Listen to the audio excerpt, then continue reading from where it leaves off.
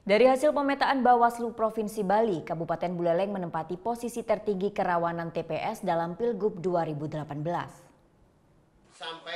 Bawaslu Provinsi Bali melakukan pemetaan tempat pemungutan suara atau TPS rawan di 9 kabupaten kota di Bali. Acuan pemetaan tersebut berdasarkan 6 variabel dan 15 indikator. 6 variabel tersebut diantaranya akurasi data pemilih, penggunaan hak pilih atau hilangnya hak pilih, politik uang, netralitas KPPS, pemungutan suara, dan kampanye.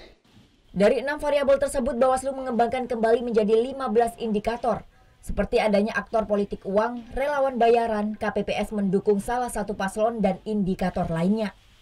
Hasilnya dari 15 indikator tersebut, Kabupaten Buleleng menempati posisi tingkat rawan tinggi, yakni tercatat adanya 14 indikator kerawanan. Tidak hanya itu, jumlah TPS rawan ditinjau dari akurasi data pemilih, Buleleng juga menempati urutan tertinggi, yakni sebanyak 307 TPS rawan dari 763 TPS rawan yang ada di Bali. Buleleng juga berada di tingkat tertinggi berdasarkan variabel money politik, yakni 39 TPS dari 81 TPS yang rawan money politik. Ditinjau dari netralitas KPPS, dari 13 TPS rawan, Buleleng kembali menempati urutan pertama, yakni sebanyak 6 TPS rawan. Dari pelaksanaan kampanye, Buleleng kembali menempati urutan pertama, yakni 22 TPS dari 26 TPS rawan. Ini kan teman-teman di kabupaten yang menghimpun, ya.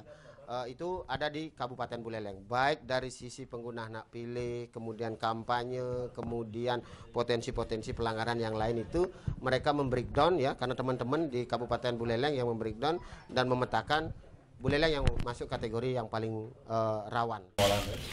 Sementara ditinjau dari pelaksanaan pemungutan suara dari 1.870 TPS rawan, Gianyar menempati urutan pertama, yakni sebanyak 776 TPS. Sedangkan untuk variabel terakhir, yakni ditinjau dari penggunaan hak pilih, Karangasem menempati urutan pertama. Dari 1.717 TPS terdapat 453 TPS yang rawan hilangnya hak pilih. Namun Bawaslu sendiri menyatakan bahwa data tersebut sifatnya dinamis, kemungkinan peningkatan jumlah TPS rawan. Karena pemetaan TPS rawan ini dilakukan mulai tanggal 10 hingga 22 Juni. Terkait kerawanan tersebut, pihaknya telah melakukan patroli pengawasan hingga tanggal 28 Juni.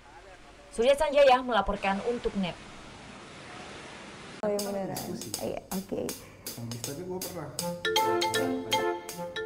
Nah, udah kan nonton beritanya? Jangan lupa di subscribe, di like, dan juga di komen ya akun YouTube dari Net Bali. Terima kasih udah subscribe. Yang belum, jangan sampai lupa. Di sebelah sini nih. Notif subscribe.